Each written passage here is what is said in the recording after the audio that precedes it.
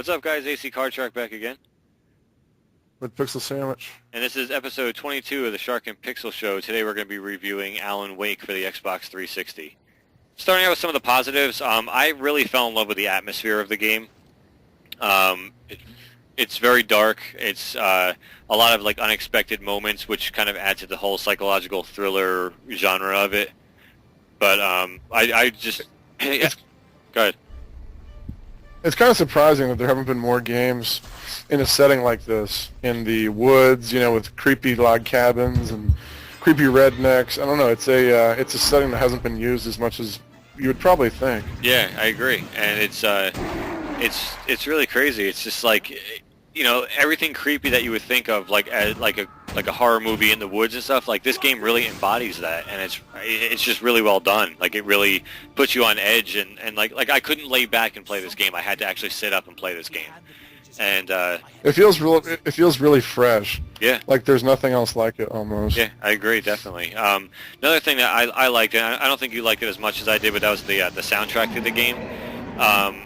Yeah. I looked it up, and I saw the actual tracks that were on the CD that comes in like the special edition or whatever, and I just love the feeling of the songs they chose for the game. Completely matched the feeling of the game, like dark and dreary, kind of sad, a little depressing in a way, but it just, when it went from episode to episode, like it really felt like the mood was continued through that song.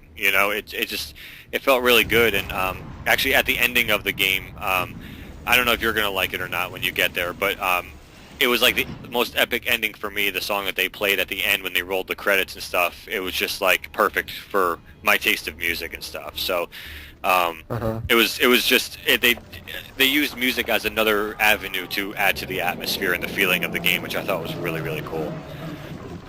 Yeah. But yeah, so that was a definite plus for me. The storyline too, I think. But I think you agree with me on that one, right?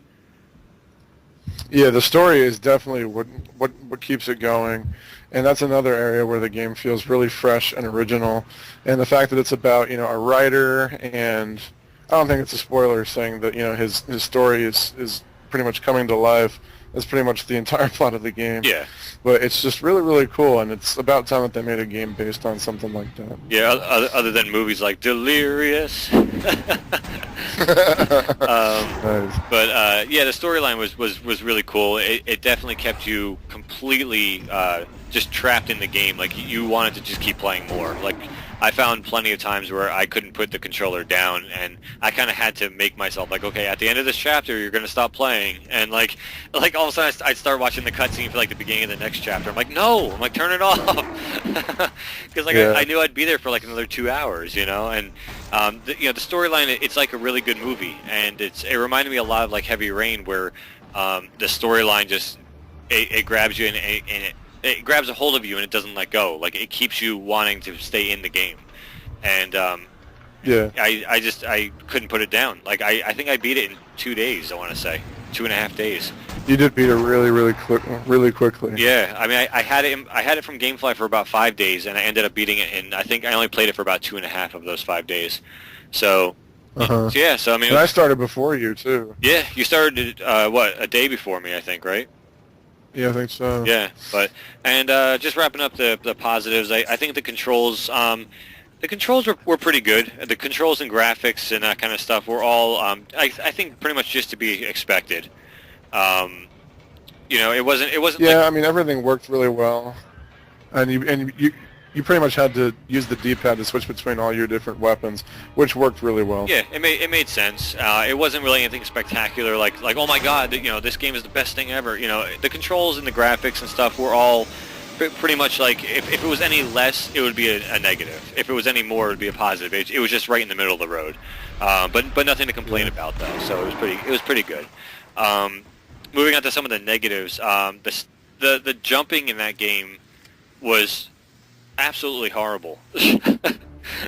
I ran. Yeah, it was real glitchy, and there was some platforming parts where you're supposed to jump up rocks, and yeah, it didn't always register the way it was supposed to. Yeah, and like you find yourself falling to your friggin' bloody death because it's like jump here and then like you hit the button and it doesn't react the way you hit, the way you're hitting it, and it was really messy. But then again, we were talking about that when we were playing it like last week, and you had said something about the Max Payne games doing the same thing.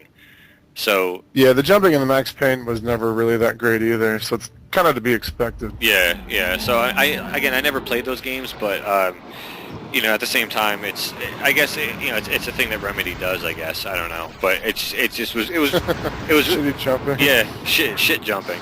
But it definitely was a negative. The jumping was like really clumsy and stuff. But it's not enough to make it like too bad of a game. It's just that it is a little bit frustrating at times.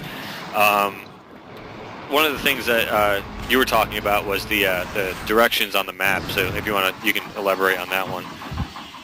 Yeah, it has a little mini map on the screen, and it really does a good job of always telling you exactly where you need to go. And it is a very linear game, but sometimes it'll be pointing in the direction of where your goal is, not for where you are at that immediate point in time. Right. So it'll be pointing to north, and I'll go north, and I'll go off a cliff, and even if it's not that big of a drop, you'll still die. Yeah. Because you weren't supposed to go that way.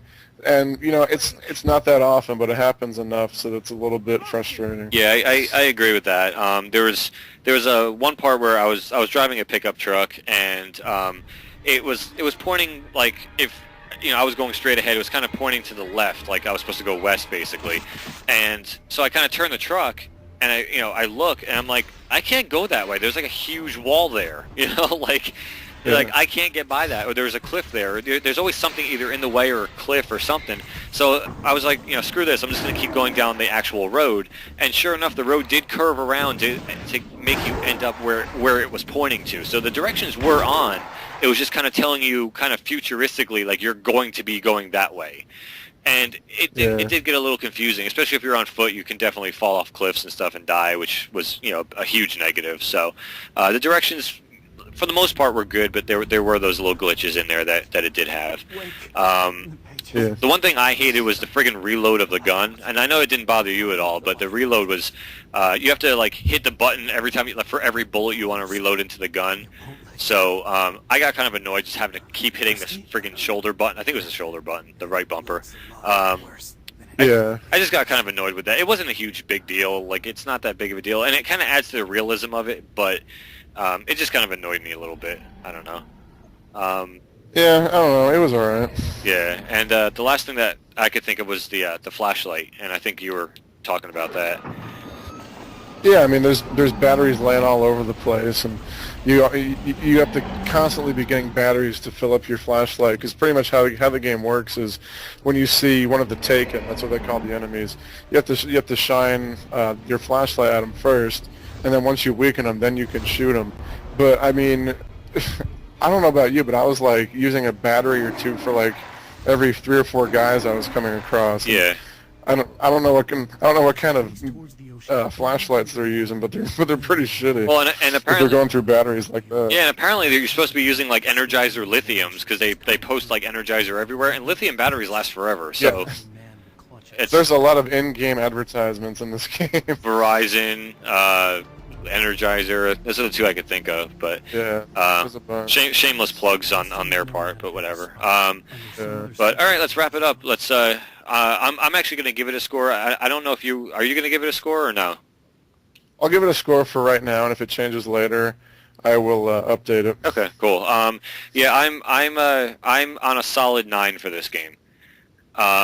Wow. I was going to go higher, but then there was those couple of things that pissed me off: the jumping, just the small little bullshit things that really don't matter in the grand scheme of things. But it does take points away in my book for that. But yeah, I'm sitting on a definite solid 9, and that's based on finishing the entire game. So that's where I'm sitting on that. So.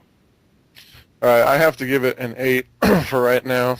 I am enjoying it, and it is really, really good, but I find myself, I'm getting bored with the whole flashlight, shoot, walk down a path, flashlight, shoot, walk down a path. It's just like the same thing over and over again. I'm starting to get a little bored with it. But like I said, I haven't beaten it, so maybe it'll change. But I'm getting a little sick of like the formula. It just keeps happening. Yeah. So yeah, I'm gonna give it an 8 for right now. There are definitely some parts that will mix it up a little bit for you towards the end of the game. Okay. But for the most part, not to be a downer, but for the most part, I mean, the main part of the game is still flashlight and shoot. See, but the story is gonna get. The story is gonna better. be what keeps me going. Yeah, so. exactly. Yeah. So, all right, cool. That's gonna wrap it up, guys. That's our review for Alan Wake for the Xbox 360. I definitely give it a thumbs up. Definitely go buy this game, guys. It's a definite pickup for me. And yeah, it's really good. yeah. So so that's gonna do it. I gave it a 9. Pixel as of up till now gives it an 8. So that's gonna wrap up episode 22 of the Shark and Pixel Show, guys. This is AC Card Shark. And Pixel Sandwich. All right, take it easy, guys. Late.